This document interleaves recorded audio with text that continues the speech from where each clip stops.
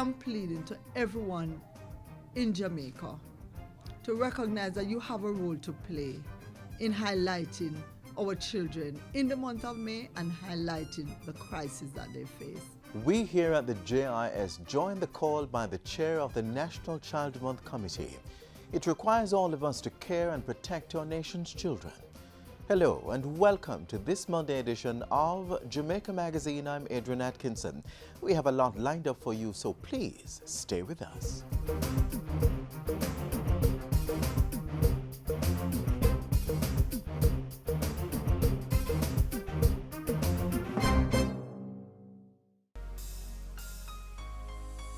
How well do you know your child? What he or she likes or dislikes? Favorite food or color? How about who their friends are? Make the time. Get to know your child. It helps to build their relationship. Makes it easy to keep them safe and it helps their development process.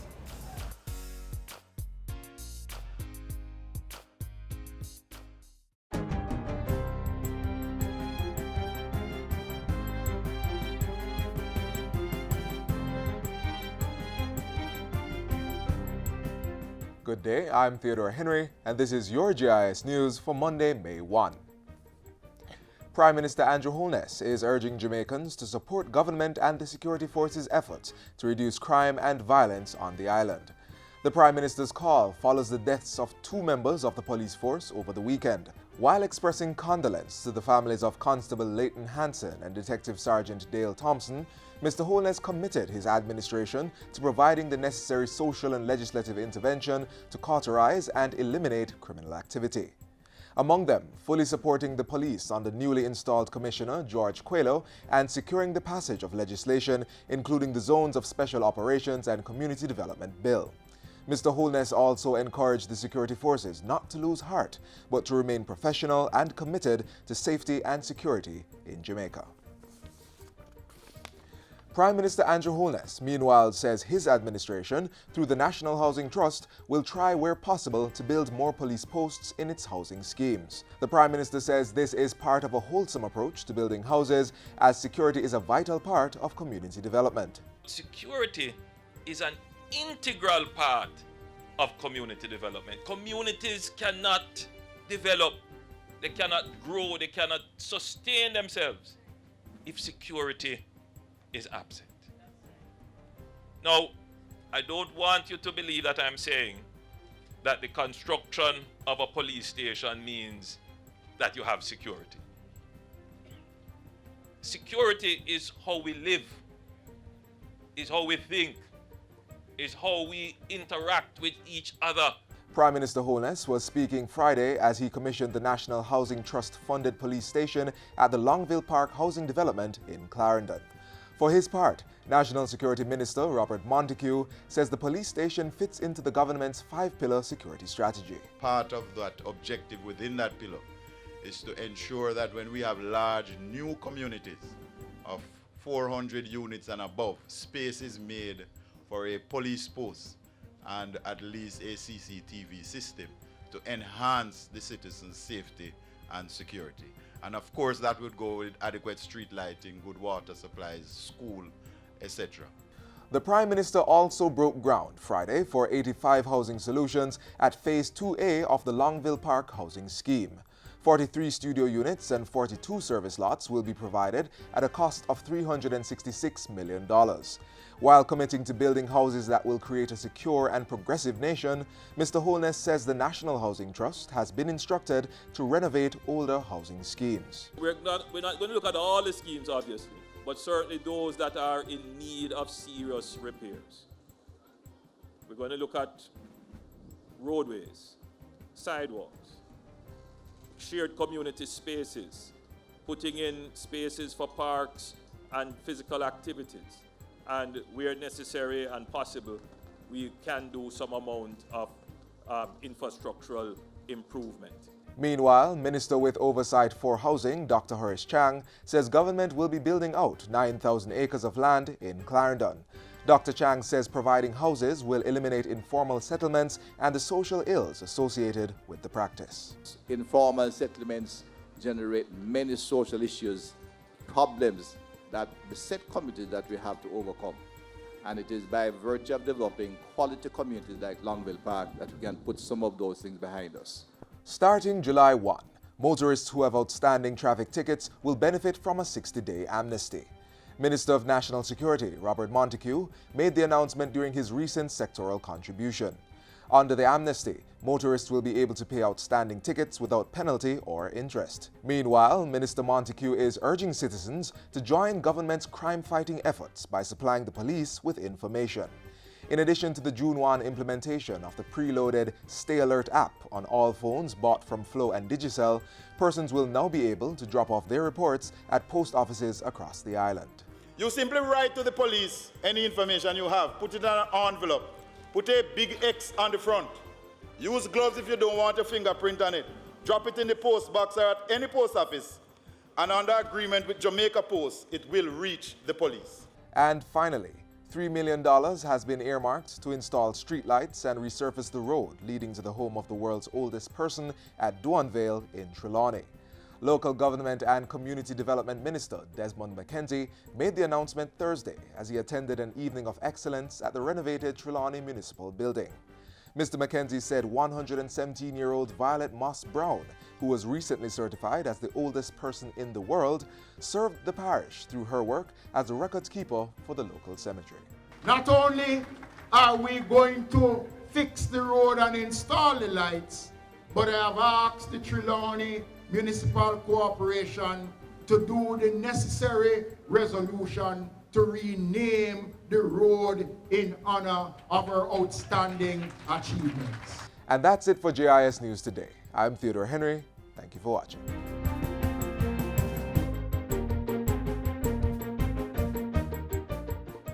May is also the month in which we celebrate our teachers. They are a national asset. Not only do teachers impart knowledge, they also help to instill wholesome values and attitudes in our children.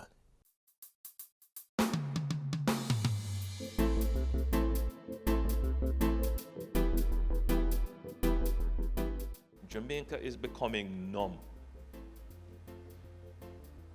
We are bombarded with all kinds of savagery and dastardly acts that the level of sensitivity which would spur the nation to stand up and say no more, that sensitivity, that edge is being dulled, and we're becoming more accepting.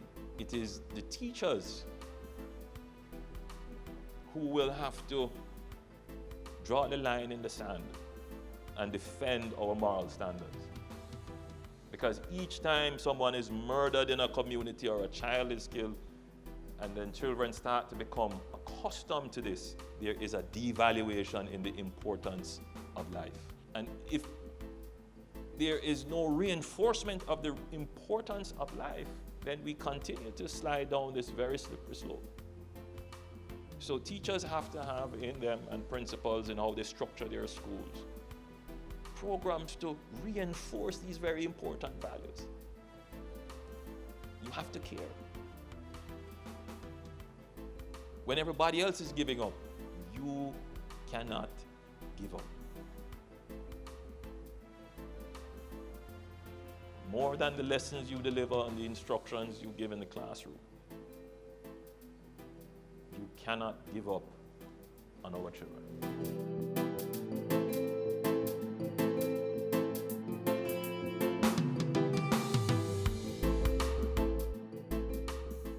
I say be careful what you teach your little children. Make sure I know something to hurt them.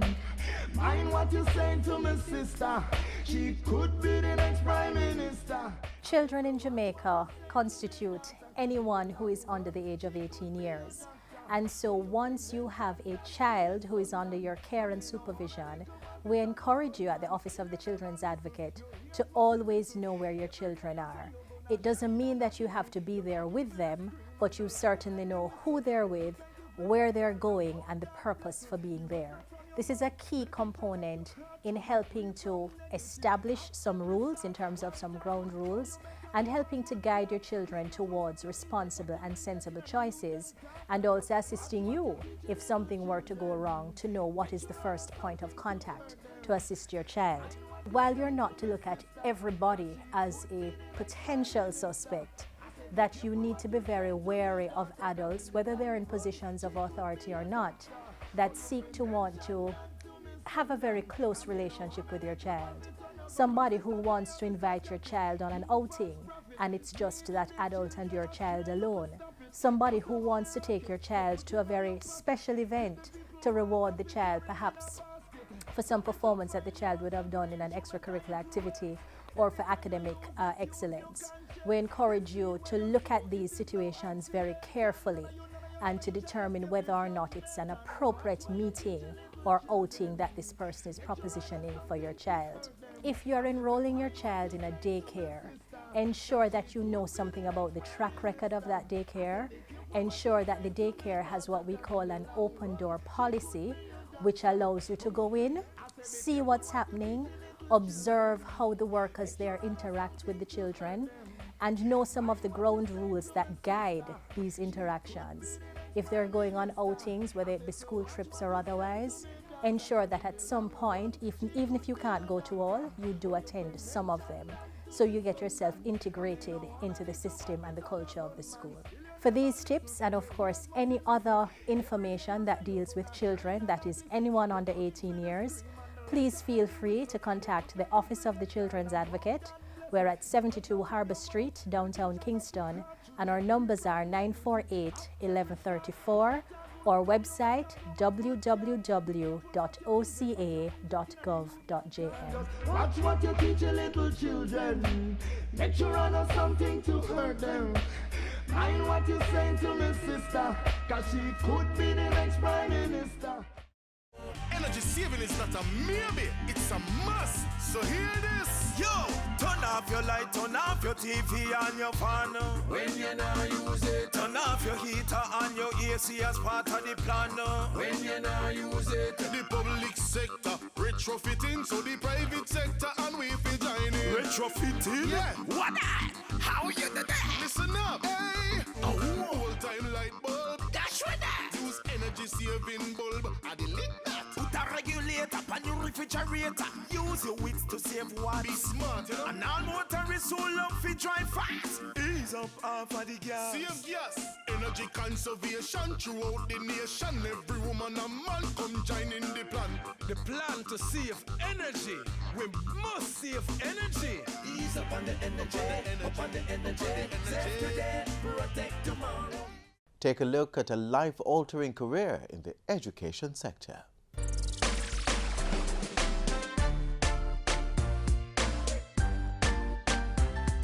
Sound! Sound! Sound! Let's try to put those together. Again? What's that word? Pops. Call that word. Pops. Call the word. Pops. This word says pops. All right. Michina Colson is a school-based literacy coordinator for the Ministry of Education. Oh, this is my passion. And that is usually the case for just about everyone who pursues this particular career path. You have to be committed. You have to be patient. To treat with reading problems is not easy, right? But you have to be committed to the task. A literacy specialist, sometimes called a reading specialist, is an educator who helps students develop their literacy skills. And we talk about literacy skills, we're talking about writing, oral language or speaking, listening, and critical thinking. You take a clinical approach to teaching. So there you treat with the difficulties, reading difficulties, writing difficulties, and all of that. We work on the words and then we go to the actual reading. So it's a step-by-step process. I also use the guided reading, where I would read along with them. I would guide them into reading. We also have those students who are performing above, and so the job of the literacy specialist is to provide enrichment programs so you know how to treat with those students as well. We tie in with the regular classes through consultation as well as through observation of what the children are doing and so on. He, come on, he forgot. Remember that word from this board. Let's read again. He forgot. Say up. Persons who take on this job are expected to have taken a number of post-secondary courses that focus specifically on literacy or reading education. A bachelor's or master's degree may be necessary. You have different tertiary institutions that you can go. I know the Jamaica University, they have a lot of reading programs, they offer a lot of reading programs, and also degree in literacy in reading. And the University of the West Indies, they also have a bachelor's course in literacy studies and a master's course as well, and you can do that face-to-face or online. And I think Monique Teachers College, they have a literacy program there as well. As long as the school or program you choose is accredited, your certification should also work in other countries. But you need to, however, learn the culture of the places that you go to, because with literacy, you have to really teach it according to culture. And locally or overseas, there is a solid demand for literacy specialists. Yes, there are. And the schools, especially the primary schools and even the high schools, they have a high demand for literacy specialists. Earning potential is also good, with local jobs attracting as much as 7-figure salaries and comparable numbers overseas. So it's very lucrative. So that I can give back really to my community, to my area, in whatever way I can. And this is my little way of doing that. First and foremost, I have a passion. I have a love for reading, a passion for literacy. I love to help people, I love to help students. And one of my major success is getting a child who don't even know letter sounds. And at the end of a year or at the end of even 6 months, that child can read even a paragraph, and that is satisfying for me. This word says what? Fox. This word says fox. That's 2 animals already we see in the story, right? Good job, wow. Did you enjoy that? Seems like a truly rewarding career option, right?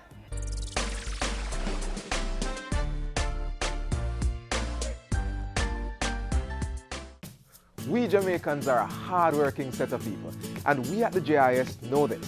That's why after a hard day's work, you can simply pop onto our website, jis.gov.jm, and be in the know with government news and information. JIS, your information hub. Here are plans to secure our children during this year's staging of National Child Month. We must put light in those sad eyes. We all must right this wrong. Respect and love and hope must rise. Our resolve must be strong to break this cycle of abuse. We must replace the hate with our commitment to diffuse before it is too late. One day, one day, one day, one day. I am pleading to everyone in Jamaica to recognize that you have a role to play in highlighting our children in the month of May and highlighting the crisis that they face. Among the many actions to be taken, our children should be taught from early the importance of making wise choices necessary to protect themselves from becoming prey to the numerous abuses that faces them on a daily basis. This awareness will also assist them in their time of trauma and need. It is our intention also as a committee to help individuals to recognize that breaking the chains of abuse that shackles the mind and bodies of its victims is the responsibility of everyone. It is therefore necessary that both homes and schools embark on a program that will teach our children how to identify a potential abuse, what action should be taken on their part, and the value of reporting. Parents should take an active interest in their children by listening to them and teaching them to be assertive in order to protect themselves. To help drive home that message, a number of initiatives will be undertaken in the month of May. On May 1, local child care and protection agency, the Office of the Children's Registry, will launch its partnership with Facebook under its Ananda Alert system. When an Ananda Alert is issued for certain categories of children who go missing, then it will be set not only on our local traditional circles, but using Facebook, it will share with all Facebook Jamaica users right here at home. On May 7, there'll be a church service at Fellowship Tabernacle in Kingston.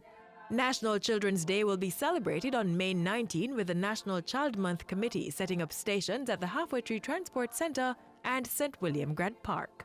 We want on that day for adults to really understand that your role in that day is to let your children, Jamaica's children, every child feel special, and also to wear something yellow. And on May 31, there'll be a National Day of Prayer to be held right across the island, with the main service being held at the Bethel Baptist Church on Hope Road. We, at the Safe School Unit, at the Community Safety and Security Branch, will be embarking on a month-long island-wide school tour promoting motivation and development for our nation's children. Several anger management workshops will also be undertaken to help children deal with conflicts. Sponsors for this year's staging of Child Month include Grace Kennedy Limited, National Baking Company, General Accident Insurance Company, and Kingston Bookshop. But there's still room for greater support. We're appealing for sponsorship from just about public, private sector individuals. If you're out there and you really want to do something for Jamaica's children, this would be a good opportunity. In addition to donating another $500,000 to this year's initiatives, the National Baking Company Foundation has set aside $4 million for a program geared at breaking the cycle of abuse and the risk factors associated with child maltreatment. The money will partially sponsor the 2-year program that seeks to, among other things, increase parent-child attachment, lower conflict, and increase parent knowledge on child development. Late intervention is costly to the nation as Jamaica spends money and resources trying to address social problems such as crime and antisocial behavior, substance abuse, youth inactivity, violence in schools, and child protection. Remember, every child is born into the world filled with immeasurable potential. And as a nation, we must ensure that all our children have the support they need to realize that potential. Regardless of where they're from, regardless of their circumstances, every child deserves to be cared for, to be cherished, and more importantly, to be kept safe. One day, one day, one day, one day. I say be careful what you teach your little children. Make sure I know something to hurt them. Mind what you saying to my sister. She could be the next Prime Minister. Sexual abuse is always a very difficult thing to confront, particularly when the alleged victim is a child. Parents, if it is that you suspect that your child has been sexually abused or is in a vulnerable set of circumstances where an abuse may occur, we encourage you to have dialogue with your child. Take the child to the pediatrician who normally attends to the child. If there is no such pediatrician, take your child to the clinic, to the hospital, to some medical practitioner who can do an assessment for you. It's very important as well that we don't just look at the physical side, but we also seek to find the kind of psychosocial support that a child may need. Does the child need a session with a counselor? Does the child need to speak with a pastor who is used to dealing with these issues? Does the child need to get that ongoing psychological support to assist with the healing process and also to assist the child in becoming strong enough, as it were, to deal with the various processes that will follow once it is that you suspect an abuse has occurred. If it is that the child actually discloses, when you engage the child in discussion, that yes, mommy and daddy, I was abused, we encourage you to entertain the child, to listen to what the child has to say to you, and to take it very seriously. So we really urge you to have those discussions and to seek guidance in terms of, do I speak to the police about this, which we always say you have to, because once a child has been sexually abused, it's a criminal matter, and it means that once at all possible, the child should be assisted to go through the processes so that the perpetrator can in fact be held accountable. Support your child and let them understand in very clear terms that they are not the cause or the reason for this abuse having been perpetrated. But the most important element is to support them, get them access to the services that they need, and give them a chance to have you give them that listening ear. For these tips, and of course any other information that deals with children, that is anyone under 18 years, please feel free to contact the Office of the Children's Advocate. We're at 72 Harbour Street, downtown Kingston, and our numbers are 948-1134, or website www.oca.gov.jm. Thank you. Watch what you teach your little children. Make sure I know something to hurt them. Mind what you saying to me, sister, cause she could be the next Prime Minister. It's been 11 months. 7 years. 12 years. Since I became the most important person in the world. It's a big responsibility to know, say, her future is in our hands. I have to tell him and show him that he is my number one. I want to prepare them for life's journey. So as them grow, them know the difference between right and wrong. I gotta make sure we keep him out of bad company. Cause if I don't raise him right, the streets are gonna raise him. I feel, she feel. If me stumble, him fall. Knowing I'm responsible for their future and they're responsible for Jamaica's future. So I won't give up or allow her to quit. I'm gonna make sure I'm safe on the straight and narrow. Me prefer to tell them no now than watch them regret it later. Because to the world, I'm just another person. But to my child, I'm the whole wide world.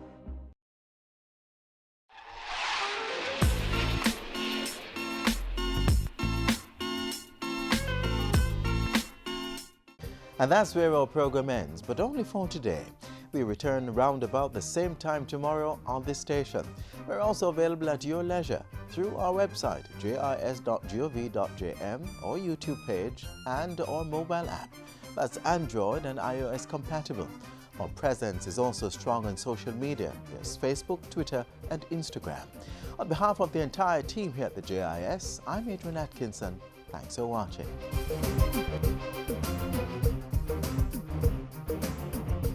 This has been a production of the Jamaica Information Service, the voice of Jamaica.